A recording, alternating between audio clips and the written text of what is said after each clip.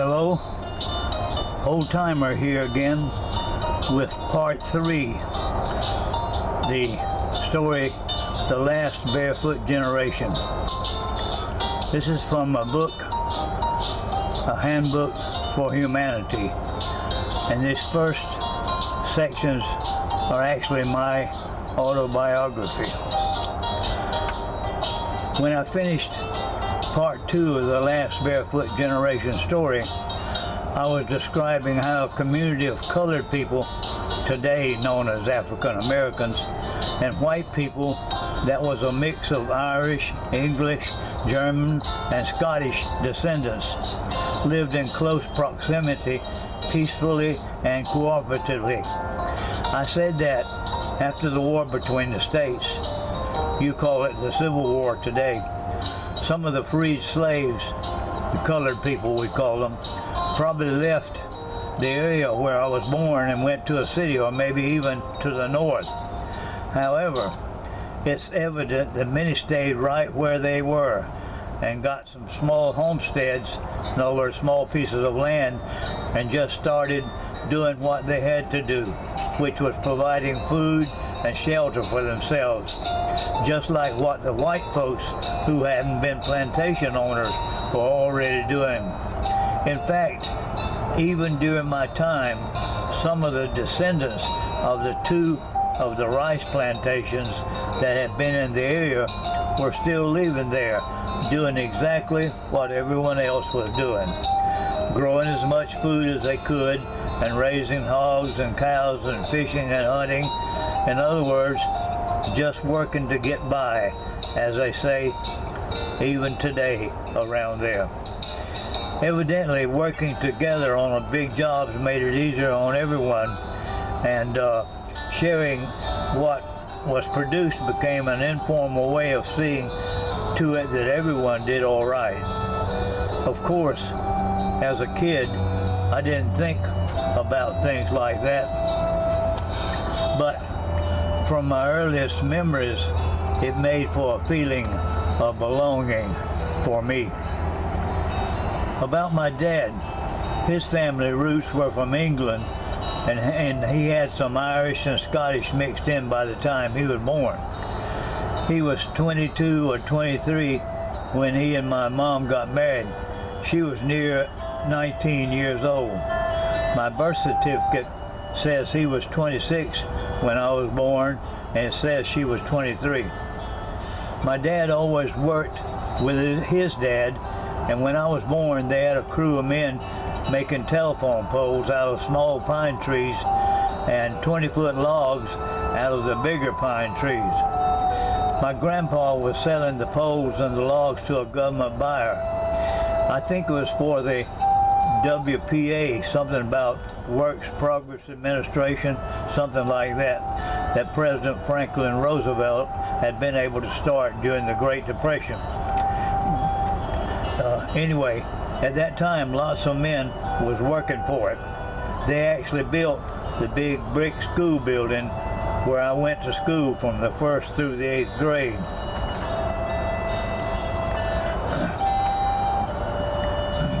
Before my grandpa died, he had hired men to clear a lot more land for farming and had actually started growing tobacco.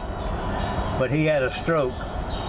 I was about 7 or 8 when that happened, and before then my dad built us a small house, actually before I was born, and after my grandpa died, we moved into the old big house, and my grandma moved into the little house that my dad had built for us before I was born. The small house was right by the main dirt road through our community. After that, we started calling it Grandma's house. She was living in it when she died, about 30-some years after Grandpa had his stroke. The old home place had a home on it that had a huge outer wall made from tabby. The first European settlers in the area, both the English toward the northern part of the area and the Spanish that occupied the southern areas, burned oyster shells they got from along the coast there to make a kind of lime cement that they mixed with water and a lot of other oyster shell fragments to build thick, sturdy walls. There is an old Spanish fort still standing today in St. Augustine, Florida, made from that tabby material. My dad got some good money working with my grandpa, and more after he died as he continued selling pine poles and logs. He got his first automobile in 1937. It was a 1931 Model A Ford pickup with a wood body. That was several years before the war started with Japan. By 1940, many young men were being drafted into the Army, and by 1941, every man that was left and could work was being offered jobs in a small city area that was nearest to where we lived. My dad loaned one of his cousins money to buy a used Ford truck because nobody had a way to get from our area to the town where the jobs were. That relative of my dad started going around before daylight every morning and picking up a truckload of people and carrying them to their jobs and then going to his own. I guess that was when the first commuting to work started in this area, and now it's turned into a flood of speeding drivers trying to get to work on time.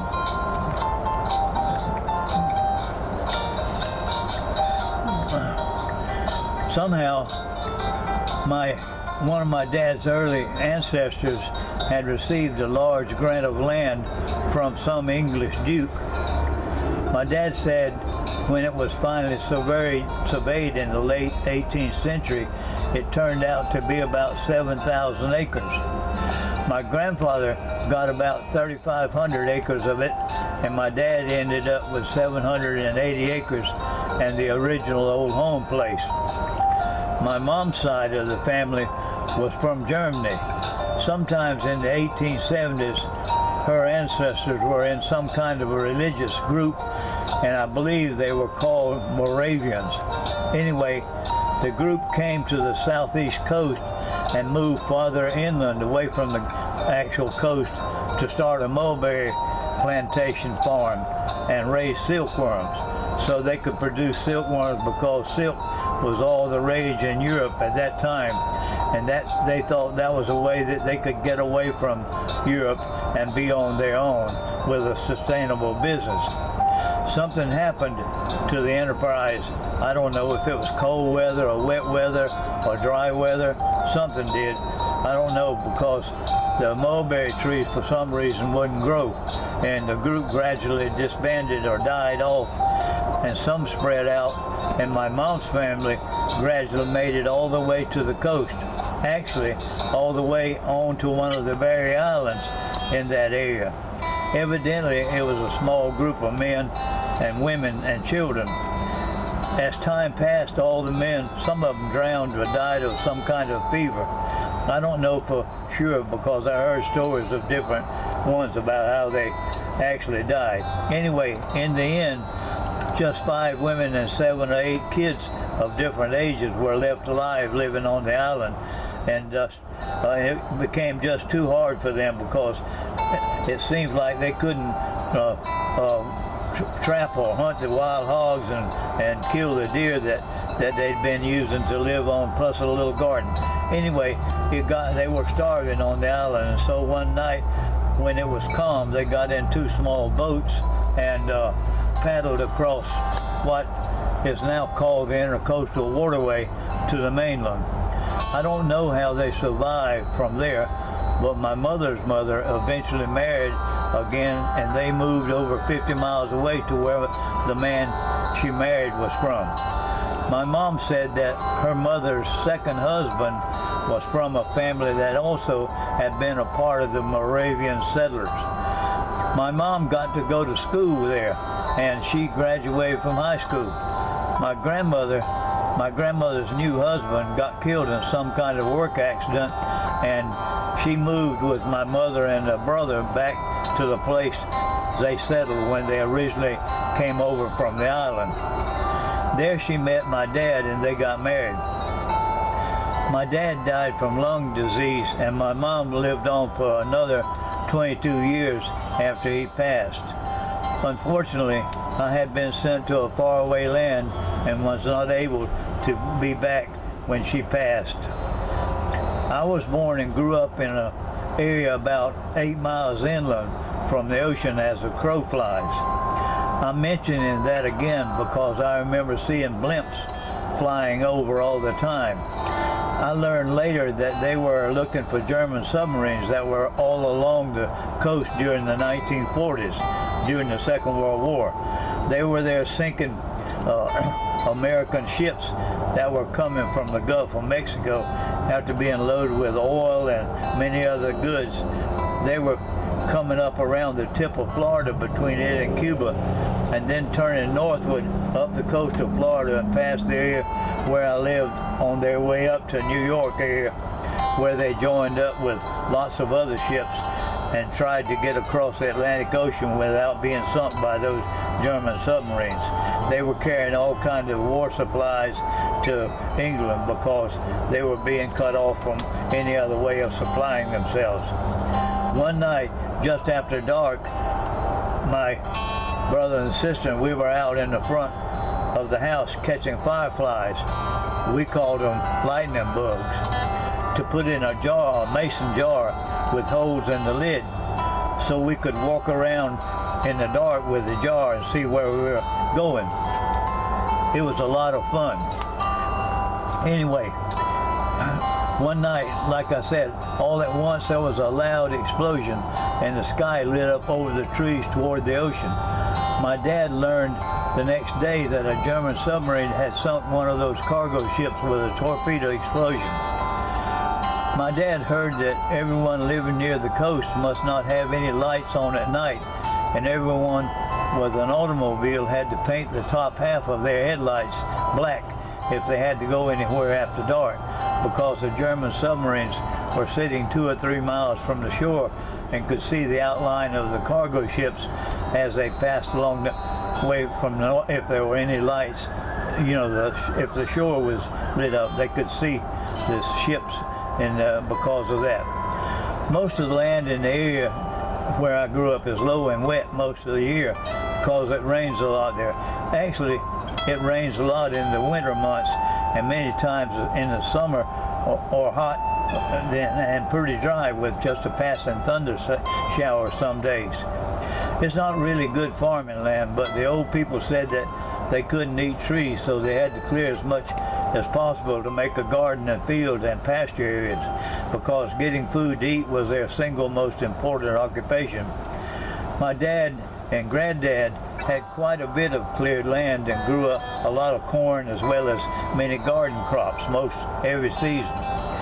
After the growing season in the fall, they would take a horse and mule and turn plow and turn the land over so that the grass or whatever was growing on top would be turned over and would rot during the winter, and then in the spring they'd plow it again, and that would make fertilizer for good growing again.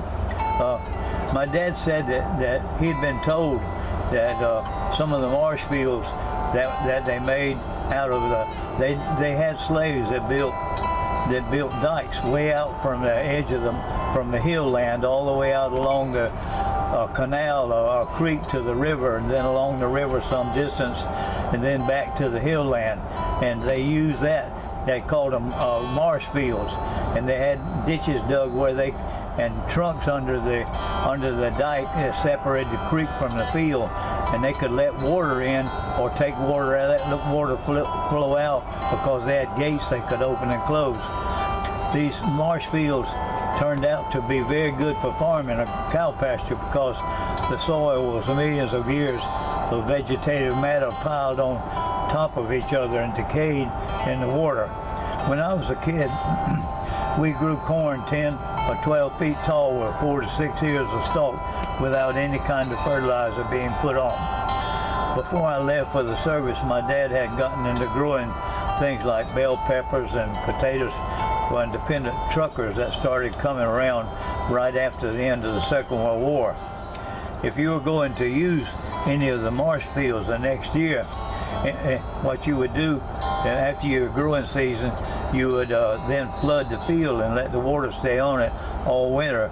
And then in the early spring, you drain the water off, and as soon as it dried out, you plowed it up and planted your crop for the next year. And that way, it would grow anything without any kind of fertilizer.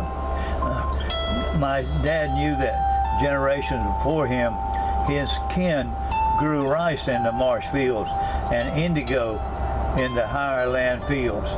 Indigo made some kind of dye, and there was still some old horse-drawn rice-growing equipment in an old barn on my granddad's farm when I went to the service.